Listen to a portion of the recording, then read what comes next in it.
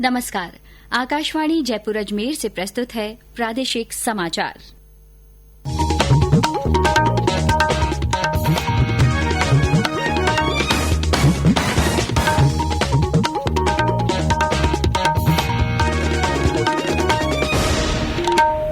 समाचारों के साथ मैं माधुरी वशिष्ठ।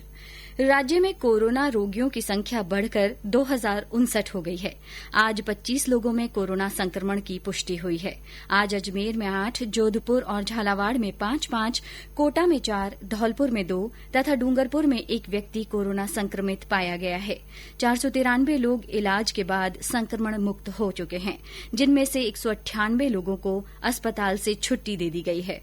उधर देश भर में कोरोना वायरस से संक्रमित लोगों की संख्या 24,506 हो गई है।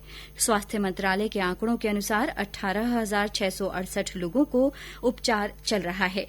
5,062 लोग उपचार के बाद स्वस्थ हो चुके हैं। जयपुर शहर में कोरोना वायरस की रोकथाम के लिए अब तक 28 थाना क्षेत्रों में पूर्ण और आंशिक कर्फ्यू लगा दिया गया है। लॉकडाउन का उल्लंघन करने पर कल शहर में 306 अनधिकृत वाहन जब्त किए गए और 18 व्यक्तियों को गिरफ्तार किया गया। उधर अजमेर प्रशासन ने एक आदेश जारी कर 4 थाना क्षेत्रों में लगाए गए महाकर्फ्यू का दायरा घटा दिया है। चूरू में भी प्रशासन द्वारा कर्फ्यू में ढील दी गई है। गृह मंत्रालय ने दुकान और प्रतिष्ठान अधिनियम के तहत पंजीकृत कुछ श्रेणियों की दुकानें खोलने का फैसला किया है।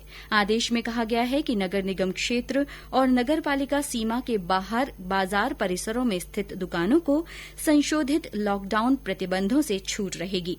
सरकार ने निगम क्षेत्रों के आवासीय परिसरों में स्थित दुकानों सहित आसपास के क्षेत्रों की दुकानों को भी खोलने की अनुमति दी है। गृह मंत्रालय के आदेश में दुकानों के लिए आवश्यक एहतियाती उपाय बरतते हुए 50% कर्मचारियों के साथ काम करना अनिवार्य किया गया है। आदेश में स्पष्ट किया गया है कि नगर पालिका क्षेत्रों में स्थित मॉल की दुकानें 3 मई तक बंद रहेंगी। संक्रमण वाले क्षेत्रों में भी ये छूट लागू नहीं होगी। प्रधानमंत्री नरेंद्र मोदी सोमवार को सभी राज्यों के मुख्यमंत्रियों के साथ वीडियो कॉन्फ्रेंस के माध्यम से बातचीत करेंगे। कोविड-19 की रोकथाम के मद्देनजर प्रधानमंत्री की मुख्यमंत्रियों के साथ ये तीसरी वीडियो कॉन्फ्रेंस होगी। प्रधानमंत्री और मुख्यमंत्रियों के साथ ऐसी वीडियो कॉन्फ्रेंस देशव्यापी लॉकडाउन बढ़ाने से पहले 11 अप्रैल को हुई थी। राज्य सरकार के दिशा निर्देशों के बाद जयपुर जिला प्रशासन द्वारा कोचिंग संस्थानों में अध्ययन कर रहे विद्यार्थियों को उनके घर पहुंचाने की व्यवस्था की जा रही है। इसके लिए विद्यार्थी संबंधित उप जिला कलेक्टर से संपर्क कर सकते हैं। देश में करीब 7 करोड़ 50 लाख लोग अपने मोबाइल फोन पर आरोग्य सेतु ऐप डाउनलोड कर चुके हैं। इलेक्ट्रॉनिक्स और सूचना प्रौद्योगिकी राज्य मंत्री संजय धोत्रे ने कल ये जानकारी दी। ये वीडियो कॉन्फ्रेंस के जरिए कोविड-19 लॉकडाउन के दौरान अपने मंत्रालय के विभिन्न विभागों और उपक्रमों की पहल समीक्षा कर रहे थे। श्री धोत्रे ने कोविड-19 से संघर्ष में इस ऐप को सर्वाधिक उपयोगी बताया। उन्होंने कहा कि इस वैश्विक महामारी के दौरान यह सामान्य लोगों की एक महत्वपूर्ण जीवन रेखा है। केंद्र सरकार द्वारा लॉकडाउन अवधि के दौरान किसानों की मदद और कृषि गतिविधियों को आसान बनाने के लिए तैयार किए गए किसान रथ ऐप पर अब तक 1,50,000 से अधिक किसानों और व्यापारियों ने पंजीकरण कराया है। इसके माध्यम से किसान और व्यापारी आसानी से फसलों की खरीद कर रहे हैं। सरकार ने औद्योगिक विवाद कानून के प्रावधानों के अंतर्गत बैंकिंग उद्योग को 21 अक्टूबर तक 6 महीने के लिए सार्वजनिक उपयोगिता सेवा घोषित किया है।